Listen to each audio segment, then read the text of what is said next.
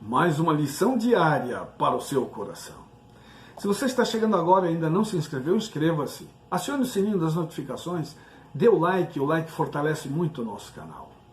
É muito bom estar falando com você novamente, amigo ouvinte da Rádio Web Gospel Milênio de Imperatriz de Maranhão, e com você, amigo ouvinte e internauta. O tema de hoje é um tema geral, estamos começando uma nova semana. Portanto, o tema geral para a semana toda será morrer como semente. Interessante esse tema, você vai gostar.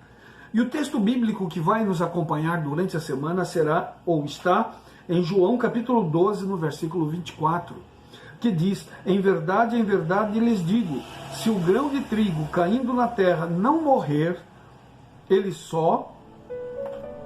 fica só. Mas se morrer, produz muito fruto. Eu vou ler novamente, houve aqui um equívoco. Em verdade lhes digo, se o grão de trigo caindo na terra não morrer, fica ele só. Mas se morrer, produz muito fruto. Vamos entender este verso. O que significa? Como pode morrer e depois dar fruto? Ora, se já morreu, acabou.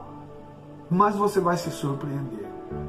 Como a gente precisa morrer para que possamos viver. Na realidade, esta é uma forma que Jesus está mostrando para ensinar como nós devemos viver a vida cristã. O que é esse morrer? O morrer para o eu, o morrer para o mundo. Quando eu morro para o meu eu, para minhas vaidades, para minha soberba, para minha, muitas vezes eu sou ignorante, ou mesmo quero ser maior do que todo mundo. Quando eu morro para mim mesmo, eu nasço para Jesus. Agora eu vou viver para Jesus. As pessoas vão ver esta mudança em minha vida e elas vão querer ser iguais a mim. E aí então eu vou explicar para elas qual é o segredo de tudo isso. E elas vão aceitar, elas virão, morrerão para elas mesmas e viverão para Cristo e darão frutos. E continuarão testemunhando, e eu vou continuar testemunhando também de Jesus. É interessante notar que muitas vezes Jesus explica as coisas, às vezes até com coisas da época. E isto ocorria para que eles pudessem entender. E então ele estava explicando a questão do trigo, o grão do trigo. Se ele cai no chão e ele não é forçado a enterrar pelo menos um pouquinho, ele não vai morrer. E, portanto, ele não vai nascer. É necessário que o grão morra. Ele morrendo, então ele brota para dar frutos. Que coisa maravilhosa, não é? É assim que eu devo ser, assim que você deve ser. Devemos morrer para o nosso eu e nascermos para Jesus Cristo, para que possamos dar frutos e bons frutos. E é interessante também notar que a morte é um elemento fascinante em todas as religiões. No cristianismo bíblico, ela tem duas conotações. Por um lado, é o resultado do pecado e sua punição. Ou seja, o salário do pecado é a morte.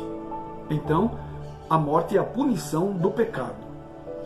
Por outro lado, nossa vida com Deus começa com a morte para o pecado. E aí nascemos para Jesus. Somente quando experimentamos a morte para o pecado podemos desfrutar plenamente a vida no reino de Deus. A morte para o pecado nos leva a superar e confrontar a morte que resulta do pecado. Mas isso é possível por causa da morte de Cristo por nós. Cristo não precisava morrer. Por ele mesmo, então, é desnecessário. Mas ele morreu por nós, por mim, por você.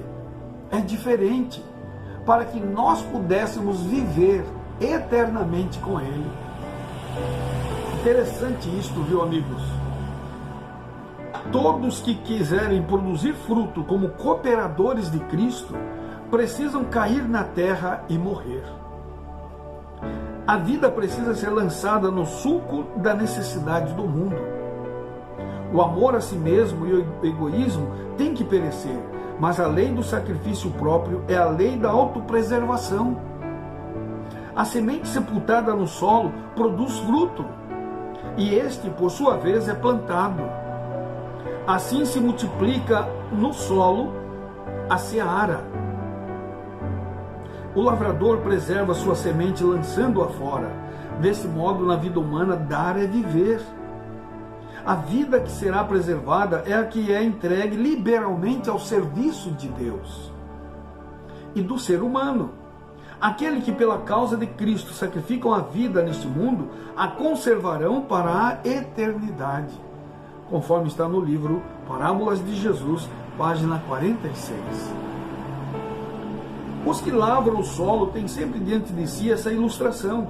De ano em ano conservam o seu abastecimento de cereais, por assim dizer, atirando fora a melhor parte. Por algum tempo ela deve estar oculta no chão, sendo cuidada pelo Senhor. Então aparece a haste, depois a espiga e depois o grão. Mas esse desenvolvimento não pode ocorrer, a menos que o grão seja enterrado de modo que fique oculto e aparentemente perdido. Você não consegue ver, está enterrado no solo. A semente enterrada no solo produz fruto, e este é, por sua vez, plantado. A colheita se multiplica. Da mesma forma, a morte de Cristo na cruz do Calvário produzirá fruto para a vida eterna. A contemplação desse sacrifício será a glória dos que, como fruto dele, viverão pelos séculos eternos. Você encontra isso no livro Desejado de Todas as Nações, página 498 e 499. A razão pela qual muitos nesta época não fazem maiores progressos na vida religiosa é que interpretam a vontade divina como sendo apenas o que eles gostariam de fazer. Presumem estar em conformidade com a vontade de Deus, quando na verdade estão seguindo seus próprios desejos. Esses não têm conflitos consigo mesmos. Há outros que por algum tempo são bem-sucedidos na luta contra seus desejos egoístas por prazeres e comodidades. São sinceros e fervorosos, mas se cansam do esforço constante de morrer a cada dia, da incessante luta. A indolência parece convidativa e a morte do eu repulsiva. Fecham os olhos sonolentos e caem sob a tentação em vez de resistir a ela. As diretrizes traçadas na palavra de Deus não deixam lugar para compromisso com o mal. O Filho de Deus se manifestou para atrair a todos os seres humanos. Não veio para embalar o mundo em seu sono, mas para indicar o caminho estreito em que todos deviam seguir para alcançar, afinal, as portas da cidade de Deus. Seus filhos precisam seguir por onde ele abriu o caminho, seja qual for o sacrifício do bem-estar ou da transigência egoísta, seja qual for o custo do trabalho ou sofrimento, precisam manter constante batalha contra o eu. Você encontra isso no livro Atos dos Apóstolos. Você encontra isso no livro Atos dos Apóstolos, página 360. Amigos, eu morava no Jardim Refúgio. É um bairro um pouco distante de Ivatuba, no Paraná. Fica ao lado do colégio Instituto Adventista Paranaense. Na realidade é o antigo IAP, mas conhecido em todo o Brasil como IAP também. Lá é interessante. Na época da colheita, eles reviram a terra, tá tudo, só a terra que aparece. Aí eles fazem o plantio, também só a terra que aparece, por uns dias. Aí de repente começa a brotar os brotinhos, ou do milho ou do soja. E é interessante notar que daqui a pouco eles estão mais altos do que a gente, no caso do milho. Você vê os frutos. Por que tudo aquilo? Porque o dia que foi plantado, a semente morreu. E então ela brotou e agora deu o grão. Deu os grãos para a colheita. E é algo fantástico, é lindo o lugar. Felizes são aqueles que moram aí no Jardim Refúgio. E eu estou falando para eles também. E é interessante notar que Cristo quer fazer isto comigo e com você. Ele quer que nós morramos para o nosso eu, para a nossa arrogância, e nasçamos para Ele, e vivamos para Ele. Porque aí vamos dar frutos, e muitos frutos. Pense nisso. Vamos orar. Obrigado, Pai, porque Tu nos criaste, Tu sabes quem somos. Ajuda-nos para que possamos sentir a Tua presença em nossa vida. Tem misericórdia de nós, Senhor. Perdoe os nossos pecados. Ajude-nos pelo poder do Deus Espírito Santo. Possamos morrer para o nosso eu e vivermos e nascermos para Cristo Jesus. Toma-nos em Teus braços de amor, em nome de Jesus. Amém, Senhor. Amém. Você pode continuar nos ajudando um pouco mais. É só você enviar este vídeo para seus amigos, colegas de trabalho, de estudos, compartilhando em suas redes sociais. Ouça a Rádio Web Gospel Milênio, de Imperatriz de Maranhão. É só você clicar aqui na descrição o link da rádio. Adquira o livro Mulher Virtuosa, Quem Achará? Vale a pena. É um livro que fala de vitória, de sucesso espiritual. Conta a história de uma mulher que vivenciou a vida com Deus.